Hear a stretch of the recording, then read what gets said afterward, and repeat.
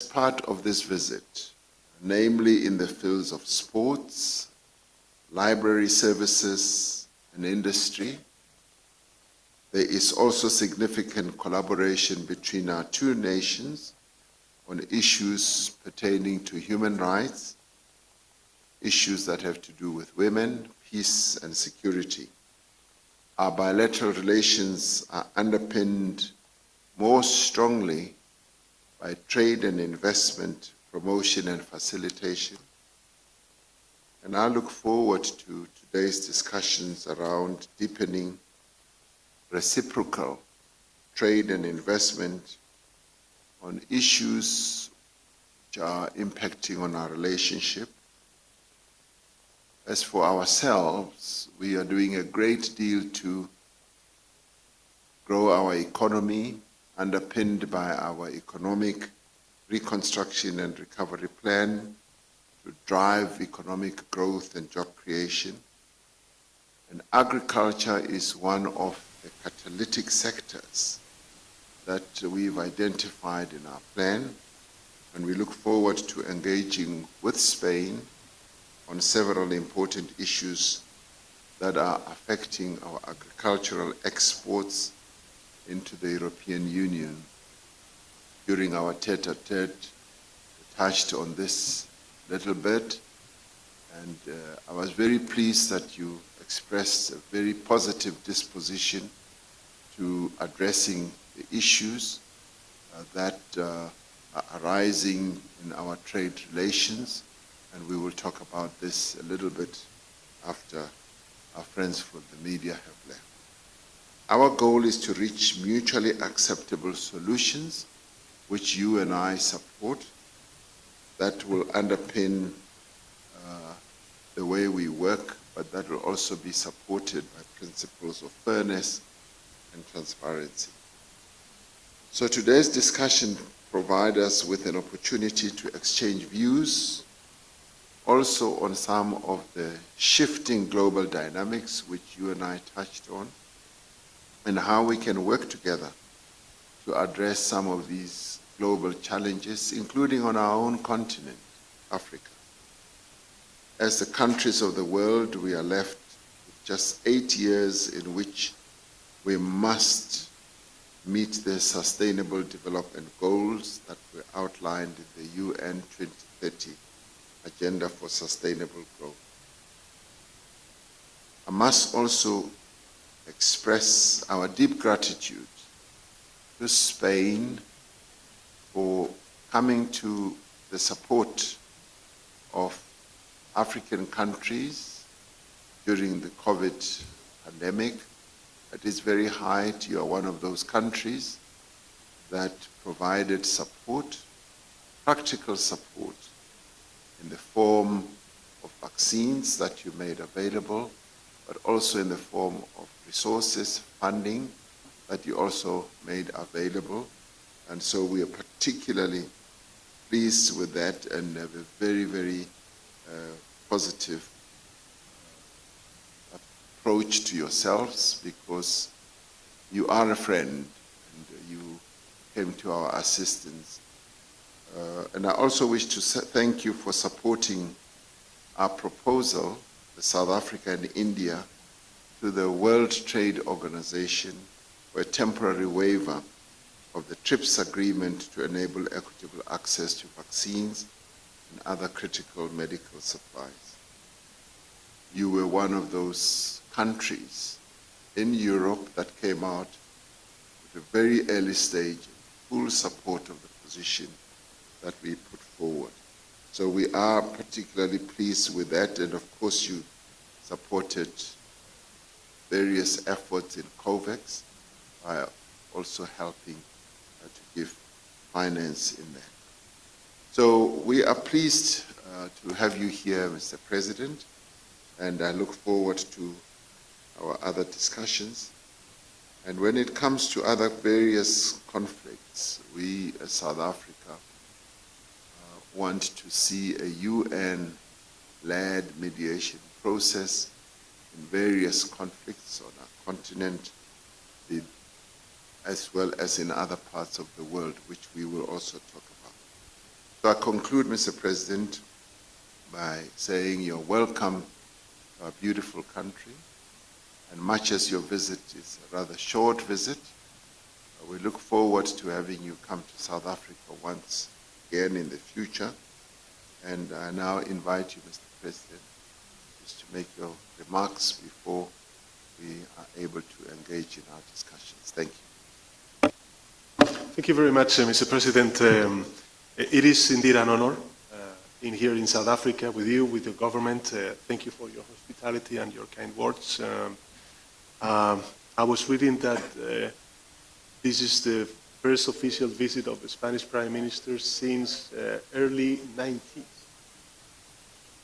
which is not, I would say, the reality of the connections and the relations on different dimensions that we, both countries, have. So, you know, happy to be here, happy to manage at the end of the day to have this official visit because, you know, for us, for Spain, South Africa is a key partner in the world, and of course I'm firmly committed to strengthening our relations with South Africa. So the main objective of the Spanish government is to deepen our bilateral relations and push them to where they deserve to be a more strategic level. I think that the joint declaration that we are about to sign will establish the foundations for an even deeper strategic collaboration between both countries. As I told to the President in our tete-a-tete, Spain has two strategic partnerships with two very important countries in Africa for Spain, which are Morocco and Algeria, and we want to scale our political and strategic partnership with South Africa to the same level that we have with these very important countries for Spain. As you mentioned before, Mr. President, I think that the pandemic of COVID-19 shows us the importance of having strong multilateral institutions. As we suffer, both countries, Spain donated over 60 million vaccines, but it's true that we must do much more in order to be better prepared for future pandemics.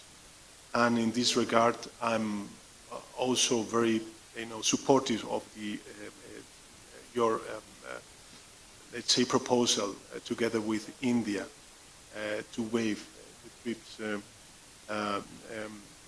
at the World Trade Organization. And of course, we believe that intellectual property cannot be an obstacle to fight a pandemic. And right now, we are also supporting two large European projects to develop manufacturing capacities for this platform of mRNA vaccines in Latin America and also in Africa, including South Africa. I also would like to share with you, and I will state it before the press after this meeting. I'm also very glad to announce that we have put together a package of over 2 billion euros of financial support for Spanish investment in South Africa. South Africa is the top destination of Spanish investment in sub-Saharan Africa. South Africa, of course, is a priority partner for Spain in different plans that we passed in our government and, of course, before our national parliament, with the presence of multiple areas, from the steel industry to fishing, agriculture, including the automotive industry, construction materials, food, and consumer goods. And South Africa is also the top destination of Spanish investment in sub-Saharan Africa and our third largest investment destination on the African continent.